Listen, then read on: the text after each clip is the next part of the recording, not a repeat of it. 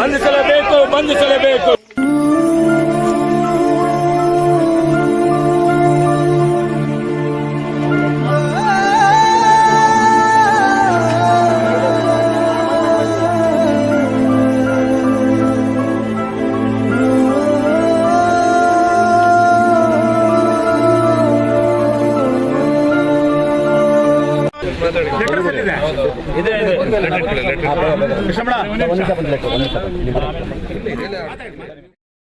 ಮುಖ್ಯಮಂತ್ರಿ ಸಿದ್ದರಾಮಯ್ಯನವ್ರನ್ನ ದಲಿತ ಸಿದ್ದರಾಮಯ್ಯ, ನಾನು ದಲಿತ ಅಂತ ಹೇಳಿದ್ದೇನಲ್ಲ, ಈತ ದಲಿತ ಅಲ್ಲ, ಮೋಸಗಾರ, ವಂಚಕ.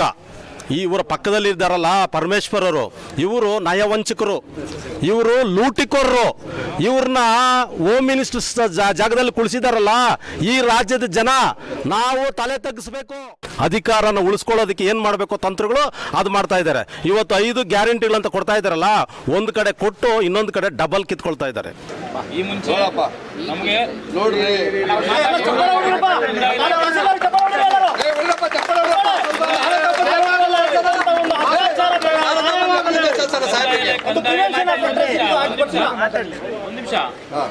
ಕಂದಾಯ ಇಲಾಖೆಗೆ ಯಾವುದೇ ಮನವಿ ಕೊಟ್ಟಿರಲ್ಲ, ನಮ್ಮ ಆರಕ್ಷಕ ಇಲಾಖೆಯವರು ಕೊಟ್ಟು ತಹಶೀಲ್ದಾರ್ಗೆ ತಿಳಿದಿರಲಿಲ್ಲ ಅಂದ್ರೆ ಅದು ದೊಡ್ಡ ಅಪರಾಧ ಅಲ್ಲ.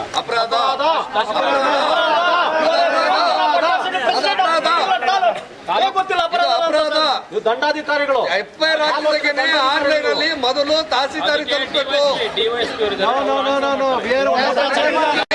ಅವರು ಕ್ರಮ ಜರುಗಿಸಲಿ ಅಂತ ಹೇಳ್ಬಿಟ್ಟು ಮಾನ್ಯ ಡಿವೈಎಸ್ಪಿ ಸಾಹೇಬ್ರಿಗಾಗಲಿ ಎಸ್ಪಿ ಸಾಹೇಬ್ರಿಗಾಗಲಿ ನೀವು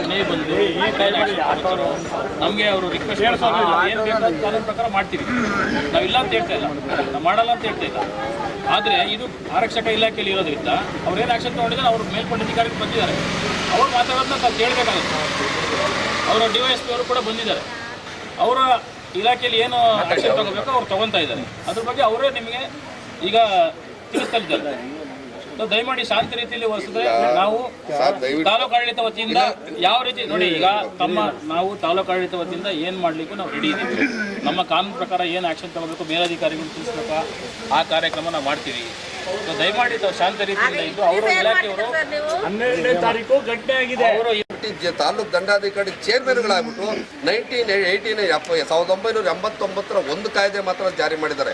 13 ಏನಾಯ್ತು, 19 ಏನಾಯ್ತು, ಅದು ಪ್ರಕರಣ ನೀವು ದಾಖಲಿಸಿಲ್ಲ ಅಂತಂದ್ರೆ ನೀವು ಅಟ್ರಾಸಿಟಿ ಇದನ್ನ ಕಮಿಟಿಲೇ ಸರಿಯಾಗಿ ಓದ್ಕೊಂಡಿಲ್ಲ ಅಂತ ಹೇಳಿ ನಾನು ಕೂಡ ಮೆಂಬರ್ ಅವರೇ ಆಗಿರೋದ್ರಿಂದ ಇಲ್ಲಾಗುವಂತ ಪ್ರತಿಯೊಂದು ಪ್ರಕರಣಗಳನ್ನ ಕೂಲಂಕುಷವಾಗಿ ಅವರೇ ಆಕ್ಚುಲಿ ಅಡ್ವೈಸ್ ಮಾಡಬೇಕು. ಇಲ್ಲಿ ಪೊಲೀಸ್ ಇಲಾಖೆಯಿಂದನೇ ದೌರ್ಜನ್ಯ ಆಗಿದೆ, ಹೆಣ್ಮಗುಗೆ ನ್ಯಾಯ ಕೊಡಿಸಬೇಕಾಗಿರೋದು ಯಾರು ಹೇಳಿ? ತಾಲೂಕು ದಂಡಾಧಿಕಾರಿಗಳು,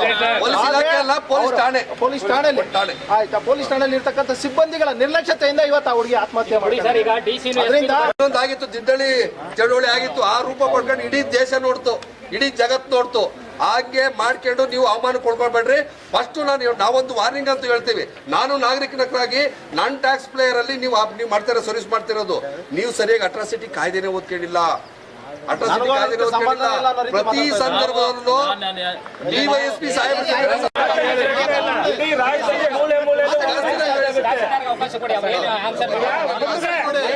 ಈಗ ನಿಮ್ಮ ಕೈ ಡಿವೈಎಸ್ಪಿ ಕೈ ಬಿಡೋದಿದೆ. ಈಗ ನೀವು ಅಸಮರ್ಥ ಅಂತ ನೀವು ಪ್ರೂವ್ ಮಾಡ್ಕೊಂಡ್ಬಿಟ್ಟಿದ್ದೀರಿ. ಈಗ ನಮಗೆ DC ಮತ್ತು SP ಬರಬೇಕು. ದಯಮಾಡಿ ತಾವು ಹೊಳಗೋಗಿ ಮಾತಾಡಿ, ಯಾವಾಗ ಬರ್ತಾರೆ ಬಂದು ಹೇಳಿ ಅಷ್ಟೇ.